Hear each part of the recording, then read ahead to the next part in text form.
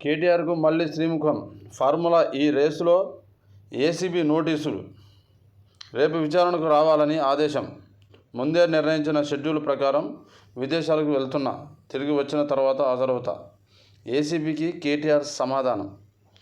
National హెరాల్డ్లో Revanth పాత్రపై BJP నేతలు మాట్లాడటం లేదమని నిలదీత. ఇప్పుడు ముందే నిర్ణయించిన విదేశాలకు వెళ్ళలేదు, ముందరనే నిర్ణయించుకున్నా, తిరిగి వచ్చిన తర్వాత మాట్లాడుతుంటే ఎవరి కోసం పోతున్నారు నువ్వు? ఎవరి కోసం పోతున్నారు మీరు? కేటీఆర్ గారు ప్రజల కోసం పోతుర్రా విదేశాలకు? ఇక్కడ తెలంగాణలో దోచుకున్న సంపద అంతా విదేశాలలో దాచిపెట్టినావు. 5 లెక్క వేసుకోవడానికి పోతున్నావా? ప్రజల్ని 10 ఏళ్ళు అధికారంలో ఉన్న రోజులు దోచుకొని తిన్నారు, మామూలుగా కాదు అసలు. ఇప్పుడు మాత్రం విదేశాలకు పోతున్నారు. రాయబారం విఫలం, కవితతో ఫలించని కేసీఆర్ దూతల చర్చలు. కేసీఆర్ ఆదేశాలతో కవిత నివాసానికి దామోదర్ రావు, గండ్ర మోహన్ రావు 3 గంటల పాటు కొనసాగిన చర్చలు. పార్టీకి, కుటుంబానికి నష్టం అంటూ వివరణ. ఫోన్లో మాట్లాడిన కేసీఆర్ తొందరపడొద్దని కుమార్తెకు సూచన.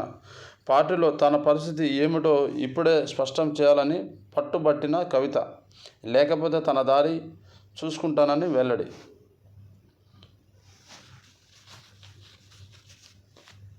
ఎప్పుడు మంది పార్టీలలో పుల్ల పెడదాం, మంది పార్టీలు ఆగం చేద్దాం అని అనుకున్నారు, కానీ ఈ బీఆర్ఎస్ పార్టీకి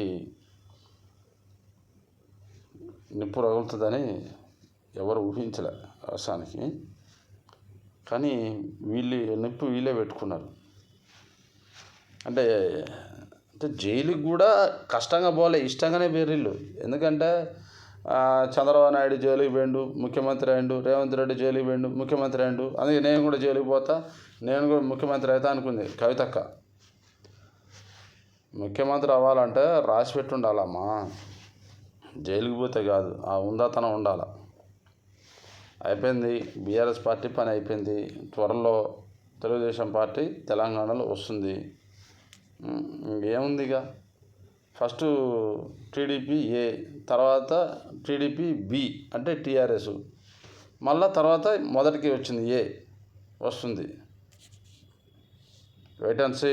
తెలంగాణ తెలుగుదేశం పార్టీ ప్రజలారా, వెయిట్ అండ్ సీ.